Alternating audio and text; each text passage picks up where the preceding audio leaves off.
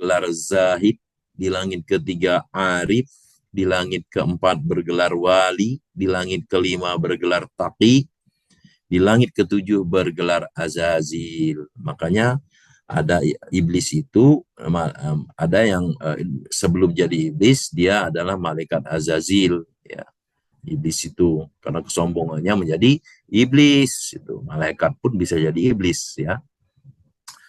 Maka perlu kita belajar thoriqoh agar kita dapat mengikis habis sifat-sifat tercela yang ada pada diri kita, yakni sifat ujub, riya, sombong, marah, iri, dengki, dendam, khianat, dan lain-lain, ya.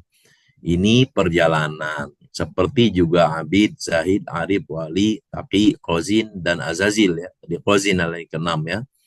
Tapi meskipun kita sudah azazil, ya, sudah makomnya sudah paling tinggi sampai ke langit ketujuh, sampai yang terdalam, latifah dari latiful siri, gitu, ya, yang terdalam, menjadi hamba Allah yang soleh, bukan menjadi makhluk yang sombong sehingga menjadi iblis, gitu. Prosesnya adalah taholi, tahali, tajali. Ini dalam istilah dalam tasawuf. Yang pertama kita, ya, mengosongkan diri dari sifat-sifat yang tercela, kita buang habis-habis, kemudian kita isi dengan sifat-sifat yang terpuji, ganti itu sifat-sifat buruk dengan sifat-sifat yang terpuji, ya, lawannya buruk, lawannya baik. Kemudian tajali itu menyaksikan. Nah, semua itu bisa ditempuh dengan banyak-banyak berzikir kepada Allah. Zikir yang mulia para wakil talqin yang hadir pada malam hari ini, Kiai Haji Hasan Bakri dari Makassar, Kiai Haji Mustafa dari Madura, Kiai Haji Imam dari Purbalingga, Kiai Haji Mahya dari Arab Saudi, serta Dr. Kiai Haji Rahmat Hidayat dari Yogyakarta, dan Profesor Kiai Haji Hedi Sri Ahimsa Putra yang pada malam hari ini menjadi pemangku manaqib. Juga Profesor Kiai Haji Raden Edi Sunario dari Bogor hadir juga pada malam hari ini. Undang Hayat serta keluarga besar, para petugas manaqib yang telah melaksanakan tugasnya dengan baik dan sempurna. Para ikhwan wal akhwat di mana saja berada, dengan keberkahannya manaqib, semoga Allah kabulkan segala hajat kita. Amin. Dan Allah mudahkan segala urusan kita, baik urusan dunia maupun urusan akhirat. Amin. Amin ya rabbal alamin. Baik, para ikhwan wal akhwat rahimakumullah. Dalam bulan Jumadis Tsaniyah terdapat 3 huruf alif. Alif juga hurufnya ada 3. Alif, lam, fa. Alif. Huruf alif pertama adalah adab. Sedang huruf alif yang kedua adalah asar. Dan huruf alif yang ketiga aba. Jadi sekali lagi, bulan ini bulan Jumadis Tsaniyah. Hurufnya itu ada 3 alif. Ya. Alif 1, alif kedua, alif ketiga. Adab, asyar, dan aba. Kita mulai dari makna huruf alif yang kedua dulu, ya. Yang kedua berarti asar. Asar itu dalam bahasa Arab ada 3 maknanya di dalam kitab Pengesabah, ya. Yakni yang pertama, suatu dampak yang dihasilkan dari sesuatu, ya, atau dampak dari sesuatu, ya, gitu. Yang kedua, ada juga bermakna tanda-tanda atau alamat, ya, jejak, bekas, gitu, ya. Itu asar. Bisa jadi misalnya bekas telapak kaki, itu asar, ya, bekas jejak, gitu, ya. Yang ketiga, maknanya itu adalah bermakna balasan, gitu, atau ganjaran. Namun yang dimaksud dalam kitab ini, dalam kitab Fadailus Syuhur, yang menjadi rujukan para mubalik, pada kiai untuk menyampaikan khidmat ilmiah, ya, yang dimaksud dalam kitab ini adalah asar yang berarti yang pertama, ya, yakni dampak yang dihasilkan dari zikir, ya, atau dampak yang dihasilkan dari sesuatu. Sesuatu di sini adalah zikir, gitu ya. Dampak dimaksud tentunya yang baik-baik, ya. Tidak selalu dampak itu negatif, ya. Tapi yang dimaksud di sini asar, bekas, jejak, gitu ya. Dampak atau akibat dari zikir yang kita lakukan. Gitu. Itu semua adalah dampak yang positif. Ahli zikir dampaknya pasti positif, bukan negatif, ya. Jadi kalau berzikir, entah itu ketika kita mungkin kita sudah baru memulai atau mungkin sudah lama, ya, berzikir itu, kalaupun nanti ada ujian-ujian dalam melaksanaan, dalam mengamalkannya, tapi yakinlah bahwa dampak kita berzikir kepada Allah itu, atau kita mengingat Allah itu pasti positif, ya.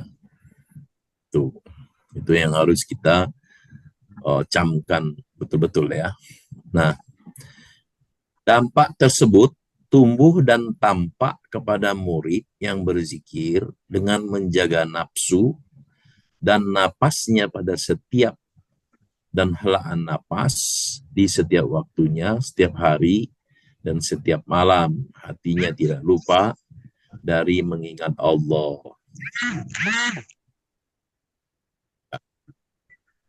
Asar ataupun dampak tadi dari orang yang berzikir, dalam kitab Pengesahabah disebutkan ada 53 dampak positif, ya.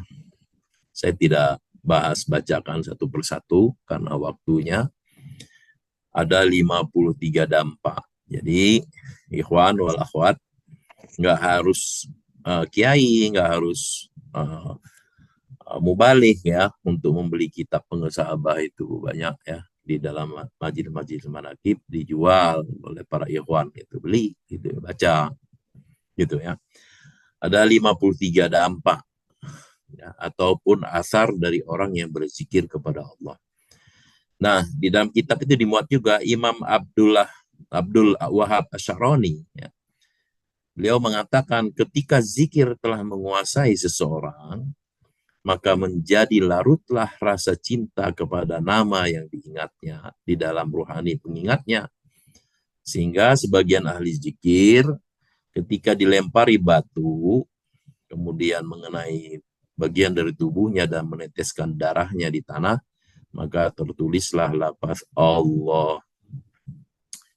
Sehingga buah dari zikir tersebut menjadikan pengamalnya berakhlak mulia atau beradab, gitu, ya. Nah, adab inilah yang menjadi makna dari alif yang pertama. Tadi alif kan 3, ya, dalam bulan ini. Yang kita bicarakan tadi adalah yang pertama adalah asar, itu makna alif yang kedua. Adab berarti kesopanan, sopan santun, tata krama, moral. Singkatnya nilai-nilai yang dianggap baik oleh masyarakat. Itu adab, gitu, ya. Wah, beradab tuh berarti dia adabnya baik, gitu, ya. Pentingnya adab atau kesopanan, terutama di hadapan Allah, juga diperintahkan langsung oleh Allah di dalam firman-Nya, seperti perintah berbusana yang baik dan sopan ketika sholat, gitu, ya. Sebagaimana firman Allah Subhanahu wa taala, "Auzubillahi minasyaitonirrajim. Ya bani Adama khuzu zinatukum inda kulli masjid." Pakailah pakaian yang indah ketika, ya, wahai anak Adam, pakailah pakaian yang indah ketika memasuki masjid. Quran surah Al-A'raf ayat 31.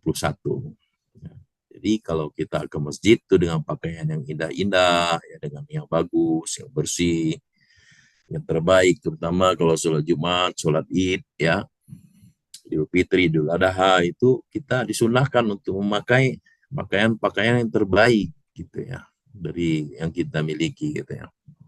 Oleh karena itu, Agar kita dicintai oleh Allah, maka segala sesuatu harus dilakukan dengan bersih dan terpuji. Ya.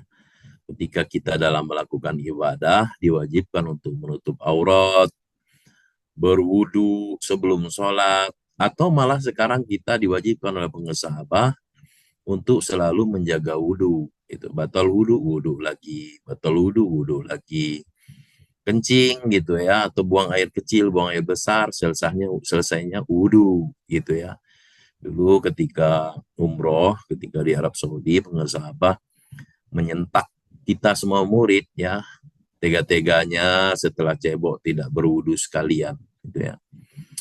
Jadi bagi kita ikhwan wal akhwat Toriko Kodirian Aksabandia Mahasurya Sinar Sabi PKN sudah harus ada bedanya dengan umat Islam umum ya. Kalau kita selalu menjaga wudhu, tidak hanya ketika akan sholat, tapi justru kata pengesahaba wudhu itu niat untuk sholat, maka selama kita menunggu sholat terhitung sholat. Alhamdulillahilladzi faddalana ala katsirin badil mu'minin.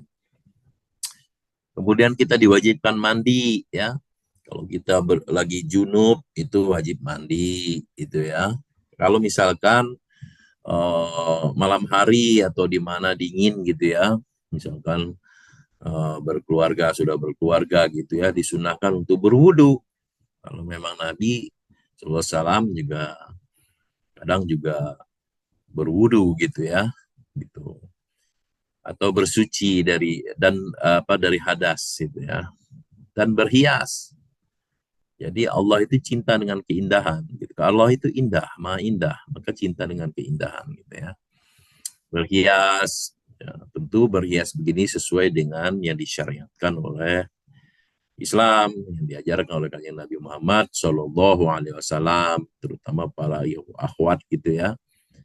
Berhiasnya itu, ya apalagi berhiasnya itu dengan menutup aurat gitu ya, bukan dengan mengumbar aurat. Ya, ini agak yang sekarang ini kan banyak orang-orang yang tidak paham dan tidak mendengarkan dan tidak belajar agama, tidak ngaji lah bahasanya gitu ya. Nah itu semua merupakan bagian daripada adab ya. Demikian pula dengan torikoh. Bertorikoh itu juga dapat diartikan belajar adab kepada Allah gitu ya, melalui belajar adab kepada guru mursyid. Karena Allah itu gaib, sehingga cara termudah belajar adab kepada Allah ialah dengan belajar adab kepada guru mursyid yang nyata. Tuh. Tuh. Mengapa penting kita beradab kepada Allah? Karena untuk mencegah kita dari sifat iblis. Ya. Iblis itu terusir dan terlaknat karena memiliki, meski ia tidak beradab, meski ia tidak uh, karena dia itu tidak beradab gitu. Kenapa terusir? Karena iblis itu tidak beradab kepada Allah dan juga kepada khalifah Allah. Jadi Nabi Adam alaihissalam. Jadi makanya diperintahkan kita untuk beradab juga kepada mursyid kita gitu. Sebagaimana Allah memerintahkan kepada malaikat ketika itu belum jadi iblis ya. Para malaikat itu berarti jamak malaikat, malak-malak gitu ya. Malaikat-malaikat gitu ya. Untuk beradab kepada Adam itu. Khalifah Allah gitu ya. Tuh. Allah Subhanahu wa taala berfirman dalam Al-Qur'an, "A'udzubillahi minasyaitonirrajim. Bismillahirrahmanirrahim. Wa idz qulna lil malaikati isjudu li adama fasajadu illa iblis. Aba wastakbaru wa kana minal kafirin." Dan ingatlah ketika kami berfirman kepada malaikat ya, dalam firman Allah ini, dan ingatlah ketika kami berfirman kepada para malaikat ya, wa idz qulna lil malaika gitu ya. Nah, ketika Allah berfirman kepada malaikat, sujudlah kamu kepada Adam. Sujudlah kamu kepada Adam. Maka mereka pun sujud. Illa iblis, kecuali iblis. Ia menolak ya, yang menolak dan menyombongkan diri, dan ia termasuk golongan yang kafir. Quran surah Al-Baqarah ayat 34. Nah, sifat sombong iblis, ya, yang merasa lebih baik dari makhluk ciptaan Allah lah yang menjadikan iblis tidak beradab kepada Allah. Ya. Bagaimana firman Allah ketika Allah mengkonfirmasi, mengkonfirmasi, padahal Allah Maha mengetahui. Qala ma mana'aka alla tasjuda iz amartuk. Qala ana khairum minhu. Khalaqtani min nari wa khalaqtahu min tin. Allah berfirman, apa yang menghalangimu sehingga kamu tidak bersujud kepada Adam ketika aku memerintahkanmu? Iblis menjawab, ana khairum minhu. Aku lebih baik daripada dia. Engkau ciptakan aku dari api, sedangkan dia engkau ciptakan dari tanah. Quran Surah Al-A'raf ayat 12. Hadirin, ikhwan wal akhwat rahimakumullah. Para ahli Thariqah sepakat bahwa ciri-ciri sifat murid yang benar dalam mahabbah kepada syekhnya ialah ia selalu bertobat atas segala dosanya dan senantiasa menjaga diri dari segala aib, dari segala kotoran. Kalau murid tidak mahabbah kepada syekh, maka syekh pun tidak mahabbah kepadanya. Dan kalau syekh tidak mahabbah kepadanya, maka Allah pun tidak mencintainya. Sebagaimana firman Allah Subhanahu wa taala, Innallaha yuhibbut tawwabina wa yuhibbul mutatahhirin. Sesungguhnya Allah mencintai orang-orang yang bertobat dan orang-orang yang mensucikan dirinya. Quran Surah Al-Baqarah ayat 222. Dan kemudian juga Allah berfirman, sesungguhnya Allah tidak menyukai orang-orang yang sombong lagi membanggakan diri. Hadirin ikhwan walahukumullah, itu alif yang pertama. Alif yang ketiga adalah aba, enggan atau tidak mau. Ya. Kata aba yang terdiri dari 3 huruf, alif, ba, alif bengkok itu ya, alif maksurah. Inilah yang menyebabkan, yakni 3 kata juga, ana khairum minhu, aku lebih baik dari dia. 3 kata ini terungkap keluar dari mulutnya iblis terlaknat ketika Allah bertanya kepada iblis atas pembangkangannya terhadap perintah Allah untuk sujud kepada Adam alaihissalam. Ya, sebagaimana tadi yang dikutip ya, qala mana aka alla tasjuda if amartuka. Apa yang menghalangimu untuk tidak sujud kepada Adam? Ana khairum minhu, kata iblis, aku lebih baik daripada dia. Allah mencintai orang yang beradab, yakni yang senantiasa bertobat dan membersihkan diri, menjaga aib dirinya. Sebaliknya Allah tidak menyukai orang-orang yang sombong dan membanggakan diri. Ya. Dan makhluk yang sombong itulah iblis. Oleh karena itu, kita wajib mengambil pelajaran dari setiap peristiwa pembangkangan iblis ini. Ya. Iblis itu tadinya hamba Allah yang paling hebat, ya, 40.000 tahun memegang kunci surga, 80.000 tahun beribadah bersama para malaikat, 4.000 tahun mengelilingi aras, ya, 1.000 tahun menjadi gurunya para malaikat, ya, atau penghulunya para malaikat. Gelarnya pun bertingkat-tingkat. Di langit pertama ia bergelar abid, di langit kedua bergelar zahid, di langit ketiga arif, di langit keempat bergelar wali, di langit kelima bergelar taqi, di langit ketujuh bergelar azazil. Makanya ada iblis itu, ada yang sebelum jadi iblis dia adalah malaikat azazil, ya. Iblis itu karena kesombongannya menjadi iblis, itu malaikat pun bisa jadi iblis, ya. Maka perlu kita belajar thariqah agar kita dapat mengikis habis sifat-sifat tercela yang ada pada diri kita. yakni sifat ujub, riya, sombong, marah, iri, dengki, dendam, khianat, dan lain-lain. Ya. Ini perjalanan. Seperti juga abid, zahid, arif, wali, taqi, qazin, dan azazil. Ya. Di qazin adalah yang keenam. Ya. Tapi meskipun kita sudah azazil, ya, Sudah makomnya sudah paling tinggi sampai ke langit ketujuh, sampai yang terdalam, latifah dari Latiful Siri gitu ya, yang terdalam, menjadi hamba Allah yang soleh, bukan menjadi makhluk yang sombong sehingga menjadi iblis. Gitu. Prosesnya adalah taholi, tahali, tajali. Ini dalam istilah dalam tasawuf. Yang pertama kita mengosongkan diri dari sifat-sifat yang tercela, kita buang habis-habis, kemudian kita isi dengan sifat-sifat yang terpuji, ganti itu sifat-sifat buruk dengan sifat-sifat yang terpuji, ya lawannya buruk, lawannya baik. Kemudian tajali itu menyaksikan. Nah, semua itu bisa ditempuh dengan banyak-banyak berzikir kepada Allah. Zikir yang ditalkinkan oleh Syekh Mursyid.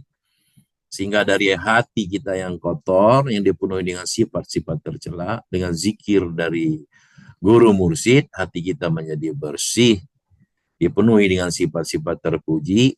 Dengan begitu kita bisa melihat, merasakan kehadiran Allah dalam diri mursyid. Ya.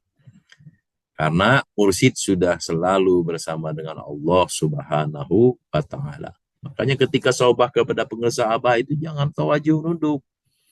Dulu saya tawajuh nunduk gitu. Padahal menatap wajah mursyid itulah menjadi jembatani atau batu loncatan kita untuk mengingat kepada Allah, untuk sampai kepada Allah. Oleh karena itu, kalau kita belum bisa dekat kepada Allah, maka dekat-dekatlah kita kepada orang yang sudah dekat dengan Allah. Hadirin, ikhwan walahualahimukumullah, apa kaitan kesombongan iblis terhadap Tuhannya dengan kesombongan murid terhadap syekhnya? Kata Abah, seorang murid yang bersimpangan keadaannya dengan keadaan syekhnya, ya, analoginya seperti antara syekh dan setan terlaknat. Sama seperti pembangkangan iblis terhadap Tuhannya. Oleh karena itu, ya, Syekh Abdul Wahab Asy'arani radhiyallahu anhu berkata, bentuk pembangkangan seorang murid diantaranya, ya, hendaklah ia tidak mengatakan kepada syekhnya kenapa atau mengapa. Karena dengan begitu ia tidak akan pernah sukses dalam menempuh jalan tarekatnya. Orang yang mengatakan kenapa kepada syekhnya tidak akan sukses menempuh jalannya. Ya. Mengapa? Karena perkataan kenapa terhadap syekh merupakan suatu dosa menurut kesepakatan ahli thariqah. Dalam menempuh jalan menuju Allah itu atau berthariqah itu dilandaskan pada adab. Karena thariqah itu seluruhnya adalah adab dan penyempurnaan adab. Maka barang siapa beradab kepada syekhnya, beradab pula kepada Allah. Sebaliknya barang siapa buruk adabnya kepada syekh, kepada mursyidnya, maka buruk pula adabnya kepada Allah. Nauzubillahi dzalik. Semoga kita terlindung dari orang yang seperti ini. Mudah-mudahan kita selalu diistiqomahkan dan dimampukan, dibisakan untuk senantiasa mengamalkan, mengamankan dan melestarikan ajaran thariqah Aksabandia Pondok Pesantren Surya Yasin Arasa PPKN dengan keberkahan guru mursyid kita. Semoga Allah berkahi semuanya, segalanya, selamanya. Bi barokati karomati abawas al-fatihah. Bismillahirrahmanirrahim. Alhamdulillahirabbil alamin arrahmanirrahim maliki yaumiddin. Iyyaka na'budu wa iyyaka nasta'in. Ihdinas shiratal mustaqim. Shiratal ladzina an'amta 'alaihim ghairil maghdubi 'alaihim waladdallin. Terima kasih atas perhatiannya. Hadanallahu wa iyyakum ajma'in. Assalamualaikum warahmatullahi wabarakatuh.